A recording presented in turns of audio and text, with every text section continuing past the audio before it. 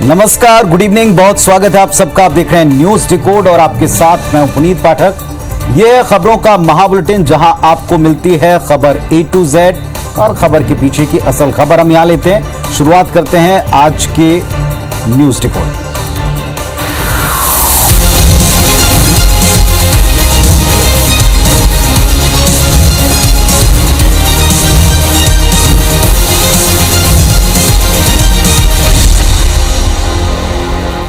आज के news report की शुरुआत करते हैं अमित शाह के बस्तर दौरे की खबर से। जब कभी अमित शाह आए हैं, जब कभी वो आते हैं, तो सारे देश की और प्रदेश में अगर आए हैं तो उस इलाके के नेताओं की नजर उस पर रहती है। अमित शाह के दौरे को लेकर भारतीय जनता पार्टी जहां बेहद उत्साहित है, तो वहीं कांग्रेस अमित शाह के दौरे को लेकर अभी से तंज कस रही।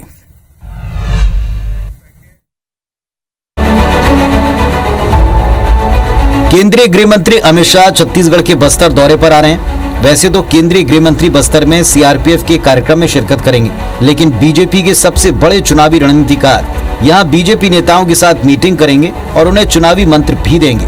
विधानसभा चुनाव को देखते हुए अमित शाह का बस्तर दौरा काफी खास है। बीजेपी शाह के स्वागत की तैयारी में जुटी है, तो कांग्रेस ने तंज कसा कि शाह के दौरे से बीजेपी को यहाँ कुछ हासिल नहीं होगा।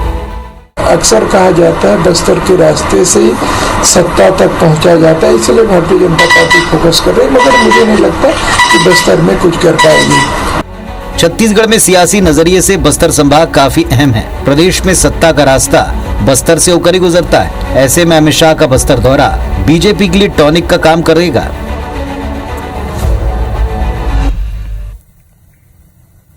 तो भारतीय जनता पार्टी के आज के दौर के चाणक्य कहलाने वाले अमित शाह बस्तर के दौरे पर आएंगे, और शाह अगर बस्तर दौरे पर आ रहे हैं तो वो जाहिर तौर पर अहम हो जाता है। अहमियत क्या है इसकी, जरा इसको डिकोड करते हैं। पहली बात है कि अमित शाह को चुनावी जीत की रणनीति का माहिर महारथी माना जाता है। भारतीय जनता पार्टी द्रौपदी मुर्मू को राष्ट्रपति बनाकर आदिवासी कार्ड पहले खेल चुकी है और बार बार इसे याद भी दिलाती है। बीजेपी का फोकस झारखंड, छत्तीसगढ़, मध्य प्रदेश समेत उन तमाम राज्यों पर है जहां आदिवासी वर्ग अच्छी खासी तादाद में वोट बैंक के तौर पर मौजूद है। अमित शाह के इस दौरे के दौरान स्थानीय नेताओं की शाह से मुलाकात होगी। वे यहां इस इलाके को समझेंगे। इस मुलाकात में शाह छत्तीसगढ़ के बीजेपी नेताओं को जीत का मंत्र दे सकते हैं। इसके अलावा बीजेपी नेताओं से छत्तीसगढ़ में सत्ता वापसी करने के लिए कुछ सुझाव या असल फीडबैक भी वो ले सकते हैं। सुझाव वो देंगे भी। अंतिम बात, बस्तर का दौरा इसलिए भी विशेष है क्योंकि अमित शाह नक्सल समस्या की ग्राउंड रिपोर्ट यहां से लेंगे। और उन्होंने ये ऐलान किया था कि 24 तक नक्सलवाद देश से समाप्त होगा, जबकि स्थानीय इकाई यहां ये कहती है कि पिछले कुछ दिनों की घटनाएं इंगित करती हैं कि यहां नक्सलवाद बढ़ा है, नक्सली सिर उठा रहे हैं। तो अब वो नक्सली समस्या के लिए क्या कोई बड़ा फैसला करते हैं, क्या कोई बड़ा ऐलान इस धरती से करते हैं? और अगर वे यहां से कोई बड़ा ऐलान करेंगे खास तौर पर नक्सलवाद को लेकर, तो जाहिर तौर पर उसका चुनाव में असर तो पड़ेगा। इधर छत्तीसगढ़ में बजट पेश होने से पहले आर्थिक सर्वेक्षण रिपोर्ट आई, जो कि रूटीन है। सर्वेक्षण रिपोर्ट में छत्तीसगढ़ की तस्वीर जो आई वो पॉजिटिव है, अच्छी है। देखिए,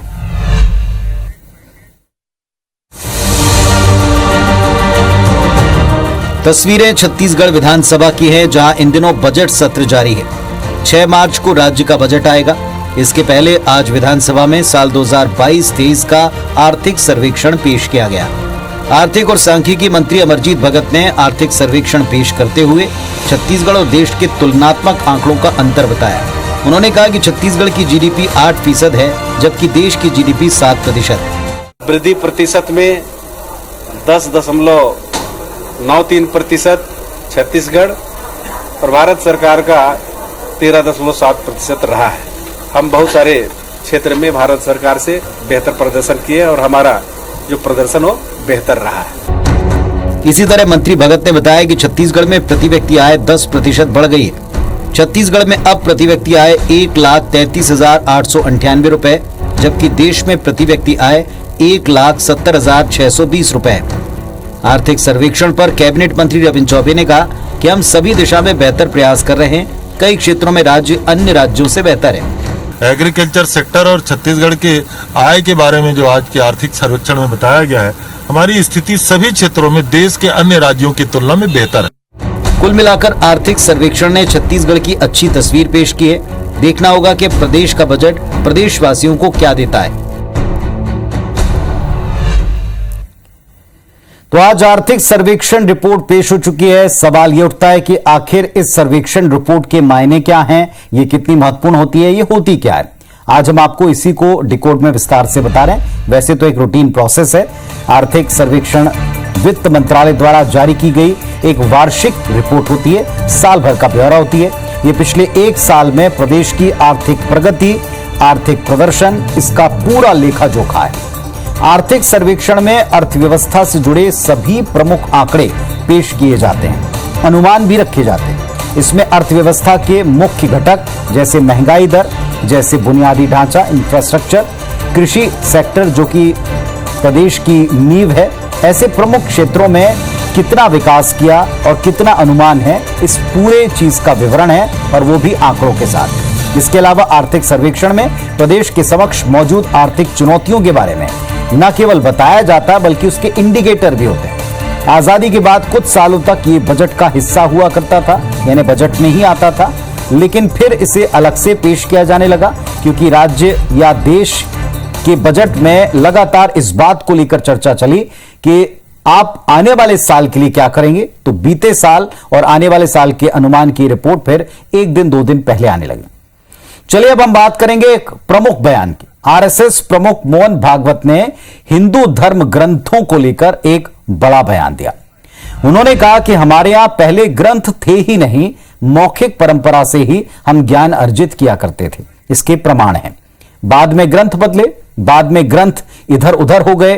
कुछ स्वार्थी लोगों ने ग्रंथ में कुछ ना कुछ अपनी तरफ से घुसाया। कहने का अर्थ उनका यह था कि कुछ एड ऑन किया, कुछ निकाल दिया, जो कि गलत है। भागवत ने कहा कि उन ग्रंथों परंपराओं के ज्ञान की अब एक बार फिर समीक्षा की आवश्यकता है क्योंकि उनसे कुछ ना कुछ छेड़खानी हुई है, ऐसा वे मानते हैं। आरएसएस प्रमुख ने कहा कि दुनिया की हर खोज और आविष्कार हमारे पूर्वजों के बिना ज्ञान के अछूती नहीं है। कुछ ना कुछ हमने हर एक रिसर्च में दिया है। हमारा धर्म विज्ञान के मुताबिक चलता है, यानी वैज्ञानिक है, जो हर भारतीय मानता है। विज्ञान मनुष्य के लिए लाभकारी है और अगर विज्ञान लाभकारी है तो उस पर आधारित धर्म भी निश्चित तौर पर हम सबकी जरूरत है। सुनिए क्या कहा उन्होंने। तो हमारा धर्म ये विज्ञान के अनुसार चलता है और विज्ञान को मनुष्य के लिए लाभकारी होने के लिए उस धर्म की आवश्यकता है, और इसलिए ये विज्ञान सामने लाना हमारी परंपराओं में हर विषय में दुनिया के अन्वेषण के हमारे पास हमारे पूर्वजों का किया कुछ न कुछ है। अब वो परंपरा से चलते आया। पहले हमारे यहाँ ग्रंथ नहीं थे, मौखिक परंपरा से चला, बाद में ग्रंथ हुए, वो ग्रंथ इधर से उधर चले गए, फिर बाद में स्वार्थी लोग भी घुस गए, उन्होंने ग्रंथ में कुछ कुछ घुसा दिया जो बिल्कुल गलत है। तो उन ग्रंथों की, उस परंपरा के ज्ञान की फिर एक बार समीक्षा आवश्यक है। वैसे भी आपको पता है कि जब जब मोहन भागवत किसी भी विषय को छूते हैं तो उसे राजनीति से जोड़ा जाता है। जब जब वे कुछ कहते हैं तो उसका राजनीति पर असर पड़ता है। जब कभी भी उन्होंने किसी विषय को उठाया तो उसे पॉलिटिकल तबकों ने भी उठाकर उस पर डिबेट, उस पर बहस छेड़ दी और ये देशव्यापी बल्कि कई बार विश्वव्यापी बन जाती है। इनको कोड किया जाता है। तो एक बार फिर से मोहन भागवत ने बयान दिया, मंच पर अपनी राय रखी और इस विचार में अब की बार केंद्र में ग्रंथ थे, ग्रंथों पर बयान दिया। अब सवाल यह उठता है कि आखिर इन दिनों धर्म ग्रंथों को लेकर इतनी टिप्पणियां क्यों, सुर्खियों में क्यों? इन धर्म ग्रंथों से क्या कोई पॉलिटिक्स जुड़ी हुई है? क्या कोई पॉलिटिकल गेन या लॉस होता है? इसे डिकोड करते हैं। आरएसएस प्रमुख मोहन भागवत ने इसके पहले भी जाति व्यवस्था पर, वर्ण व्यवस्था पर बयान दिया। इस पर विवाद भी उठा था। स्वामी प्रसाद मौर्य ने रामचरितमानस की एक चौपाई का जिक्र करते हुए इस पर विवादित बयान दिया और इसके बाद रामचरितमानस की प्रतियां जलाने के लिए कुछ घटनाएं भी घटी। इसकी प्रतिक्रिया में मुख्यमंत्री भूपेश बघेल, मध्य प्रदेश की गृह मंत्री नरोत्तम मिश्रा और कई दिग्गज नेताओं ने अपने बयान दिए और वो काफी दिनों तक श्रृंखला चलती रही। पक्ष के बीच में एक दूसरे की बातों को काटा गया, कुछ तोड़ा मरोड़ा भी गया। थोड़ा इतिहास में चले तो कई संगठन और नेताओं ने मनुस्मृति को लेकर काफी कुछ कहा है, आलोचना भी की है। कई बार भागवत अपने बयान में इसका जिक्र करते आए। पहली बात, भागवत समेत दूसरे असरदार लोगों को धर्म ग्रंथों जैसे संवेदनशील मुद्दों को छेड़ना नहीं चाहिए, ऐसी एक बड़े वर्ग की राय है। धर्म ग्रंथों की समीक्षा जैसी बात एक बड़े वर्ग को आहत कर सकती है, बहुसंख्यकों को आहत कर सकती है। ये पिछले दिनों कुछ बयानों से हम देख चुके हैं। अगली बात यह कि धर्म ग्रंथों में छेड़छाड़ करने वाले कथित स्वार्थी लोगों के वजूद के सबूत भी सामने लाने चाहिए, जो फिलहाल नहीं है। अब उनके बारे में अगर कोई बयान आएगा तो इसे काल्पनिक माना जाएगा। अगर उनको लेकर कोई डिटेल दिया जाएगा तो शायद हो सकता है उनके समर्थक वर्ग खड़े हो जाएं और देश में बहस का एक नया मोर्चा खुल जाए कि इन्होंने कैसे छेड़खानी की। कुल मिलाकर कहने का अर्थ यह है कि धर्म ग्रंथों और धर्म से रिलेटेड कोई भी विवाद अंततोगत्वा अगर आप जाकर देखेंगे तो भारतीय जनता पार्टी को पॉलिटिकली सपोर्ट करती है और लोग ऐसे बयानों को वहीं से जोड़कर देखते हैं। मध्य प्रदेश विधानसभा में बजट सत्र चल रहा है, आप देख रहे हैं। 5वां दिन हंगामेदार शुरू हुआ। एक तरफ नेता प्रतिपक्ष गोविंद सिंह ने संसदीय कार्य मंत्री नरोत्तम मिश्रा पर नियम संचालन पुस्तिका फेंकने का आरोप लगाया और आखिरकार हुआ यह कि हंगामे के बाद कार्यवाही को 13 मार्च तक के लिए स्थगित करना पड़ा।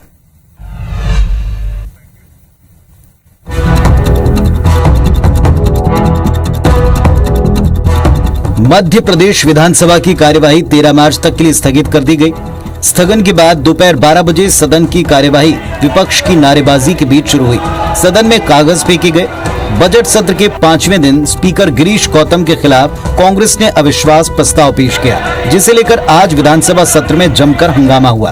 प्रस्ताव में 48 विधायकों के हस्ताक्षर हैं। नेता प्रतिपक्ष डॉक्टर गोविंद सिंह ने संसदीय कार्य मंत्री नरोत्तम मिश्रा पर किताब फेंककर मारने का आरोप लगाया। उन्होंने कहा कि जब वो सदन में स्पीकर से पूछ रहे थे कि अविश्वास प्रस्ताव पर चर्चा कब कराएंगे, तो इसी बीच संसदीय कार्य मंत्री नरोत्तम मिश्रा ने नियम संचालन पुस्तिका उनकी ओर जोर से फेंक कर मारी। माननीय विधानसभा के समक्ष पूरे सदन के सामने नियम प्रक्रिया से जो कार्रवाई संचालन नियम है उसको विपक्ष के मेरे ऊपर और मेरे साथियों पर फेंक के मारा। इधर संसदीय कार्य मंत्री नरोत्तम मिश्रा ने कहा कि विधानसभा अध्यक्ष के खिलाफ लगाए गए अविश्वास प्रस्ताव पर खुद कमलनाथ के हस्ताक्षर नहीं है। मैं अविश्वास प्रस्ताव का जो दी गई है इसमें दस्तखत है। इन दस्तकों में कांग्रेस के प्रदेश अध्यक्ष, पूर्व नेता प्रतिपक्ष, पूर्व मुख्यमंत्री आदरणीय कमलनाथ जी ने सहमति व्यक्त नहीं की, कोई दस्तखत नहीं किए। जो दस्तखत है वो आधे हैं, जो सदन की कुल संख्या है उससे आधे दस्तखत हैं। दूसरी ओर विधायक जीतू पटवारी के बंगले पर कांग्रेस के तमाम नेता और विधायक जमा हुए। कमलनाथ से चर्चा के बाद कांग्रेस 13 या 14 मार्च को बड़े आंदोलन की तैयारी में है। पर जनता के लिए, किसान के लिए, गरीब के लिए, महंगाई के विरोध में बेरोजगारों के साथ कांग्रेस है। इसके लिए एक बड़ा आंदोलन 13 या 14 तारीख को आज कमलनाथ जी से बात करके कांग्रेस पार्टी निर्णय लेगी। अध्यक्ष जी से बात करके कांग्रेस पार्टी निर्णय लेगी। 5-10 हजार लोग होगा कि नहीं? बजट सत्र 13 मार्च तक स्थगित हो चुका है, लेकिन कांग्रेस इसी सत्र के मुद्दों को लेकर अब आंदोलन की राह पकड़ रही है। तो मध्य प्रदेश में पक्ष विपक्ष के बीच तकरार, सदन के भीतर बहस, कोई नई बात नहीं। लेकिन क्या वाकई किताबें उछाली जा रही, क्या वाकई बोलने से रोकने के लिए इतनी खींचतान है? वैसे खींचतान आज सबको दिखी भी है। इस बार यह बड़ा मुद्दा बन रही है जीतू पटवारी का निलंबन। इसे मुद्दा कांग्रेस पार्टी बना रही है।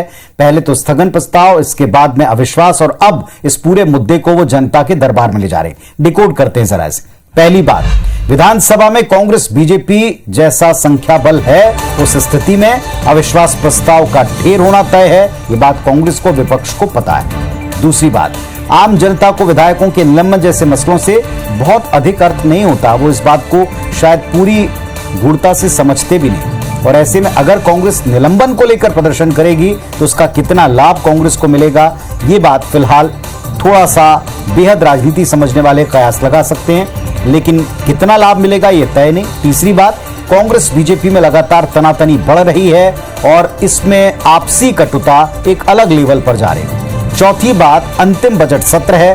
कांग्रेस को लग रहा है कि वो अपनी पूरी ताकत सरकार के खिलाफ झोंक दे, तो ज्यादा बेहतर होगा और ये उन्हें करना भी चाहिए। अंतिम बात, विधानसभा के कामकाज की स्थिति को अगर आप देखें तो जनता को मतलब है कि काम हो, उनके मुद्दों पर बात हो, ना कि संग्राम। हंगामे और प्रदर्शन से जनता के टैक्स के पैसे बर्बाद न किए जाएं, ये प्रदेश की आम जनता आपको कहेगी, चाहे इस पक्ष हो चाहे उस पक्ष की बात। चलिए अब इसका असर वो आने वाले वक्त में हम डिकोड करेंगे। अगली खबर है छत्तीसगढ़ विधानसभा के प्रश्नकाल से जुड़ी, जहां आज कई गंभीर सवाल उठाए गए। इसके साथ ही कुछ विवादित बयान जो कल थे, इस पर बात आगे बढ़ी। क्या हुआ दिन भर, देखें।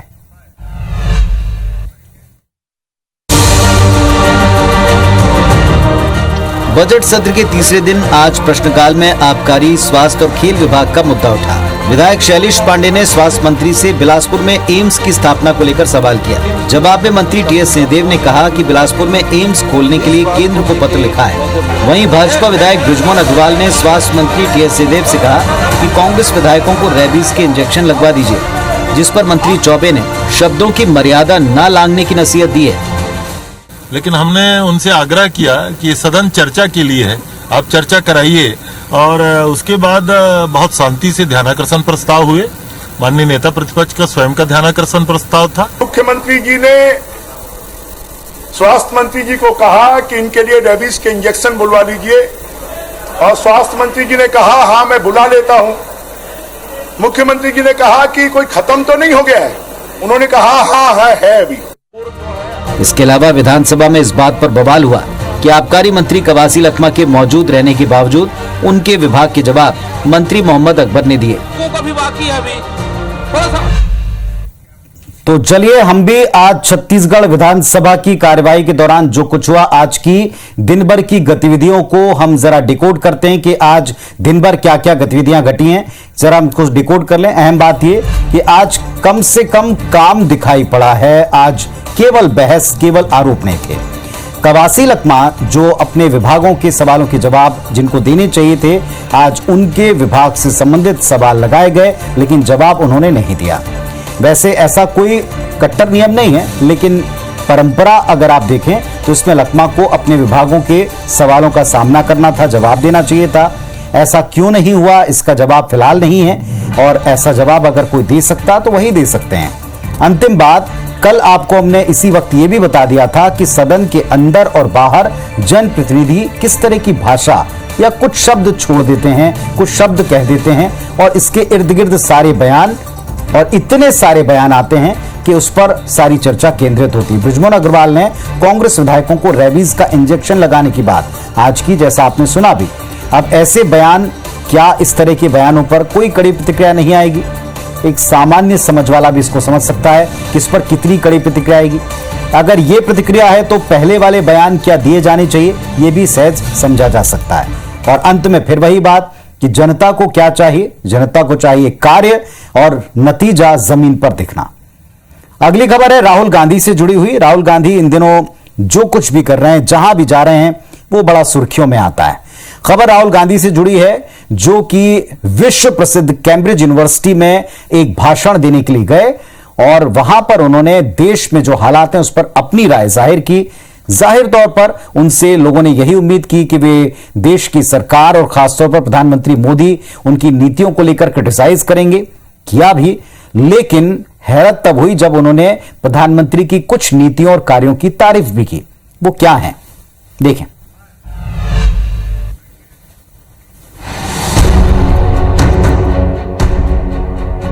मरून कलर की टाई, आसमानी शर्ट, कोट और ट्रिम की गई दाढ़ी, ये है राहुल गांधी का न्यू लुक। राहुल इन दिनों ब्रिटेन में है, जहां उन्होंने कैम्ब्रिज यूनिवर्सिटी में स्पीच दी। राहुल ने मंगलवार को अपनी स्पीच में भारत में विपक्षी दलों, नेताओं और लोकतांत्रिक संस्थाओं की दिक्कतों का जिक्र किया। राहुल ने कहा कि उनका और कई नेताओं का कॉल रिकॉर्ड किया जाता है। साथ ही राहुल ने कहा कि लोकतंत्र के लिए जरूरी ढांचा संसद, स्वतंत्र प्रेस और न्यायपालिका होते हैं। आज ये सब विवश होते जा रहे हैं। हम भारतीय लोकतंत्र के मूल ढांचे पर हमले का सामना कर रहे हैं। पर बात यहीं खत्म नहीं होती।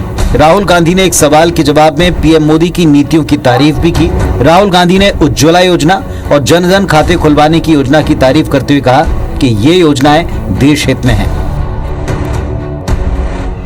तो राहुल गांधी ने ब्रिटेन पहुंच करके यूनिवर्सिटी में फ्रेश आने वाली पीढ़ी को लेकर उसके सामने अपने देश के हालात पर बात की, चर्चा की। अब जरा उनके भाषण के जो अंश हैं उसमें राजनीतिक नेतार्थ हैं वो यही हैं कि वो विपक्ष में है और उन्होंने अपना पर्सपेक्टिव सबके सामने रखा है। आज हम कैम्ब्रिज यूनिवर्सिटी और राहुल के कनेक्शन को डिकोड कर रहे हैं कि दरअसल ये क्या कनेक्ट वे वहां पहुंचे। राहुल गांधी ने कैम्ब्रिज यूनिवर्सिटी में रॉल विंची के नाम से पढ़ाई की थी। उन्होंने डेवलपमेंट स्टडी में 1995 में एमफिल इसी यूनिवर्सिटी से किया।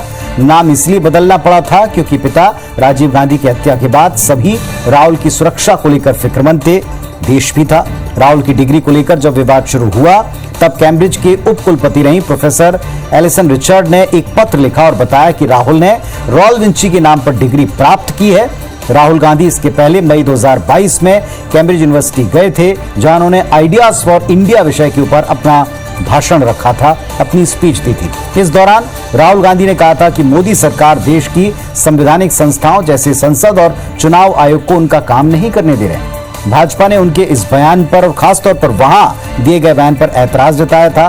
पूछा था कि देश के प्रधानमंत्री पर विदेश की धरती पर जाकर इस तरह का बयान क्यों दिया। एक और अहम बात यह कि अब की बार जिस अंदाज में राहुल गांधी ने कुछ योजनाओं की तारीफ की है, ये भी उनकी मैच्योरिटी की तरफ बढ़ते कदम का संकेत है। अब ऐसा कहने पर हो रहा है या स्वस्फूर्त हो रहा है, ये एक अलग मसला है, इस पर कांग्रेस ही बेहतर जानती है। लेकिन फिलहाल अच्छी नीतियों की तारीफ और जिन पर आपको अपनी बात रखनी है, बात रखना एक मैच्योर नेता की निशानी लोगों ने महसूस की। बीजेपी प्रदेश प्रभारी आज छत्तीसगढ़ के एक बार फिर अपने एक बयान से हलचल मचाते नजर आए। बयान यह है कि आने वाले वक्त में टिकट का फॉर्मूला है 30 से 40% चेहरे बदले जाएंगे। देखें इस पर एक रिपोर्ट।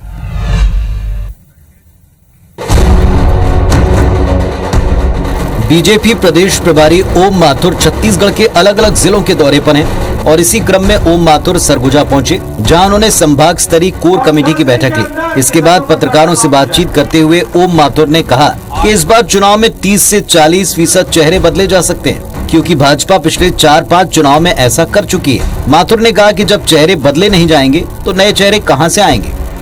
चेहरा लाना ही मेरा अधिकार नहीं है। पार्टी, हमारी पार्टी एक सिस्टम की पार्टी है। ये कोई व्यक्ति की पार्टी नहीं, एक परिवार की पार्टी नहीं, एक जाति की पार्टी नहीं।